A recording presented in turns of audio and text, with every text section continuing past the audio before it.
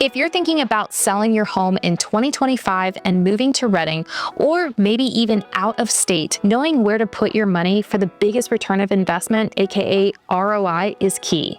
Because let's be honest, nobody wants to waste money on projects that don't bring value.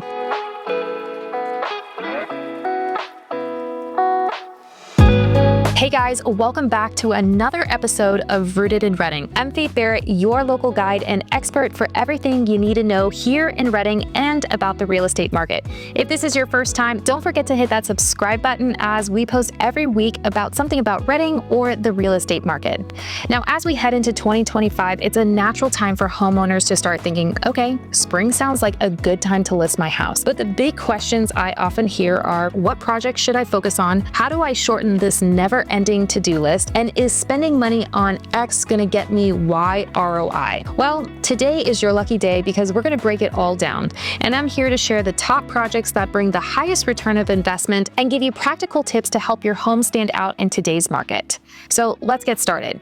Number one is curb appeal. You've heard it before, but trust me, it is huge. From online photos to in-person showings, first impressions matter. You know, if a buyer pulls up and the home looks tired or neglected, it sets the wrong tone. So here's what to focus on. Surprisingly, you're going to find this funny, but garage doors. Did you know that replacing a garage door has one of the highest ROIs, and it's been shown to deliver 193.9% ROI, with an average cost of a garage door costing around $4,500 and a resale around $87. That's a lot of bang for your buck. The next thing is front doors. Now, you can replace it, or the easier solution is to do a little pop of color, freshen it up with some paint, and pair that with an updated house numbers for a cohesive look. The third thing is landscaping. Now, there is dead grass, overgrown bushes, you name it, the buyers notice it. So trim those things up and add colorful plants, throw down some fresh mulch, and these are small changes that make a really big difference, especially photos online. Paint and light fixtures. Now, this is my go-to advice when sellers ask me how to modernize their space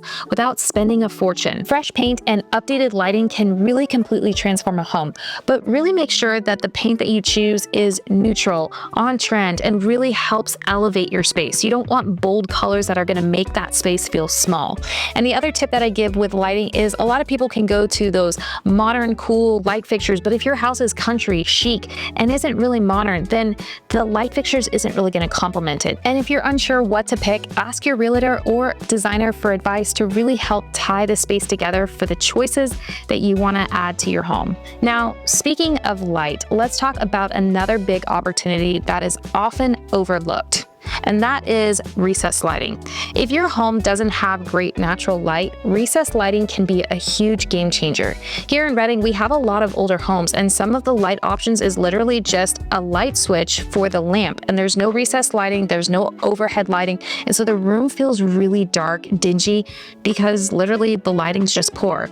I have walked so many buyers through a house and they have literally said, I didn't like that house because it felt dark, there wasn't a lot of light, and they'll just skip on to something else. So adding recessed light not only brightens up the space, but makes the home feel more inviting. And honestly, it's not as expensive as you might think. All right, moving on to number 4, which is flooring. Because trust me, this can be a make it or break it deal for buyers.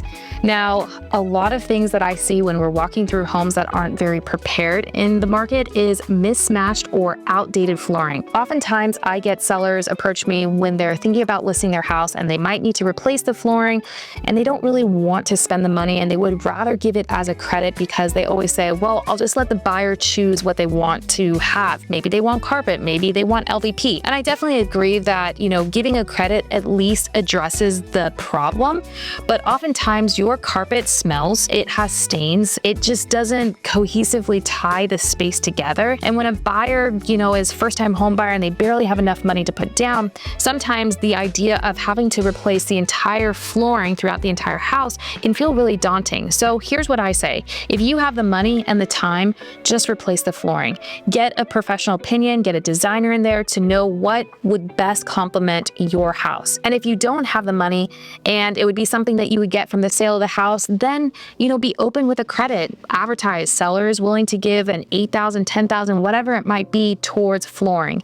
That way, at least when a buyer is walking through, as long as they're creative and they can can keep an open mind, they can at least know that you're open and willing to fix the issue. Now, one of the most popular flooring choices to pick if you're going to do the upgrade before bringing the house to the market is LVP, which is luxury vinyl plank. It's stylish, it's durable, and it appeals to a really wide range of buyers. But all I will say is there is a lot of color patterns with LVP, so make sure that when you do pick it, consult with a designer to make sure that it doesn't look too busy, it's not loud, it doesn't clash, because I have also walked through a lot of homes where people will do the flooring and they just kind of go with this wild rogue pattern, and it's just the busiest thing, and the buyers just are like, I don't like the flooring, and now I have to go replace it. So like I said before, if you're thinking about replacing it and you have the money, just talk with a designer or a real estate expert.